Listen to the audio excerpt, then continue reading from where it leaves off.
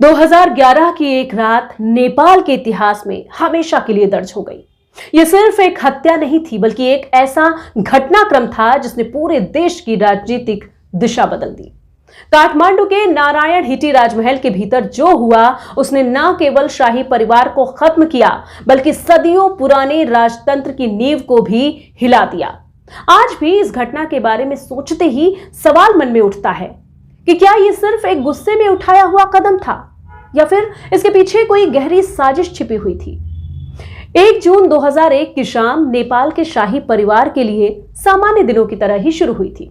हर महीने की तरह इस दिन भी राजमहल में एक पारिवारिक डिनर का आयोजन किया गया था, जिसमें राजा वीरेंद्र, रानी ऐश्वर्या, उनके बेटे और अन्य रिश्तेदार जो कि करीबी थे वो भी शामिल हुए थे।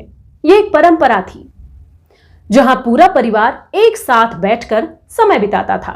माहौल बिल्कुल सामान्य था और किसी को भी इस बात का अंदाजा नहीं था कि कुछ ही देर में यह शांति एक भयानक त्रासदी में बदलने वाली है।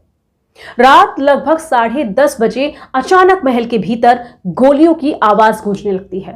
पहले तो लोगों को कुछ समझ ही नहीं आया कि हो क्या रहा है, लेकिन कुछ ही क्षणों में पूरा वातावरण अफरा तफरी और खून खराबे में बदल गया।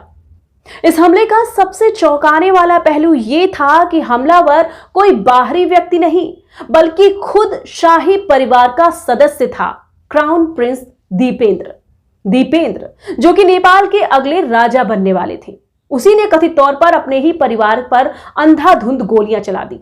अब इस हमले में राजा वीरेंद्र, रानी ऐश्वर्या और उनके कई करीबी रिश्तेदारों की मौके पर ही मौत हो गई।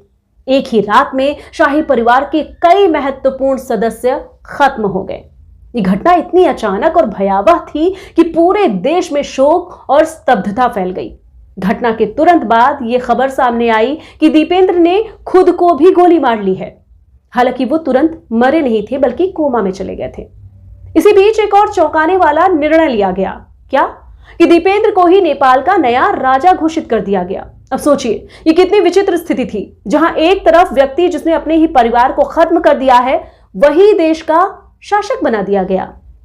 हालांकि कुछ ही दिनों बाद उनकी भी मृत्यु हो गई और इसके साथ ही यह अध्याय एक और रहस्य छोड़ गया। अब सबसे बड़ा सवाल यह था कि आखिर दीपेंद्र ने ऐसा क्यों किया। देखिए, आधिकारिक जांच और कई रिपोर्ट्स के अनुसार इस घटना के पीछे एक व्यक्तिगत कारण बताया गया। कहा जाता है कि दीपेंद्र एक लड़की से विवाह करना चाहते थे, लेकिन उनके माता पिता इस रिश्ते के बिल्कुल खिलाफ थे। अब इस बात को लेकर परिवार में लंबे समय से तनाव चल रहा था। कुछ रिपोर्ट्स में यह भी कहा गया कि घटना के समय दीपेंद्र नशे की हालत में थे और इसी वजह से उन्होंने गुस्से में इस भयानक कदम को अंजाम दिया था। हालांकि ये कहानी इतनी सरल नहीं लगती है। इस घटना के बाद कई सारे सवाल खड़े हुए, जिनका आज तक की कोई स्पष्ट जवाब मिल ही नहीं पाया।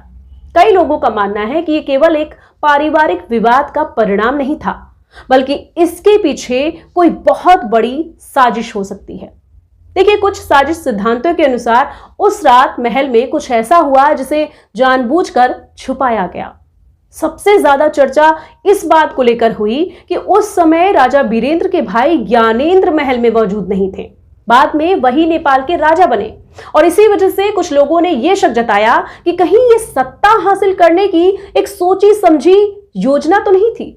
हालांकि इन आरोपों का कभी कोई ठोस प्रमाण सामने नहीं आया और आधिकारिक तौर पर दीपेंद्र को ही इस हत्याकांड का जिम्मेदार ठहराया गया।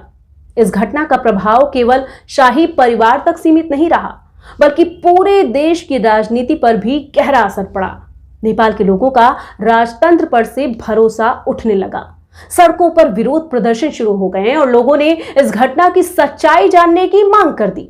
अब धीरे धीरे असंतोष बढ़ता गया और अंततः 2008 में नेपाल में सदियों पुरानी राजशाही को समाप्त कर दिया गया।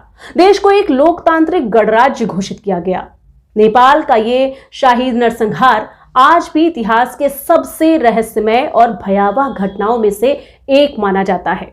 ये केवल एक पारिवारिक त्रासदी नहीं थी, बल्कि एक ऐसा मोड़ था जिसने पूरे देश की दिशा बदल दी। इस घटना ने यह भी दिखाया कि सत्ता के सबसे सुरक्षित माने जाने वाले स्थान भी अंदर से कितने असुरक्षित हो सकते हैं।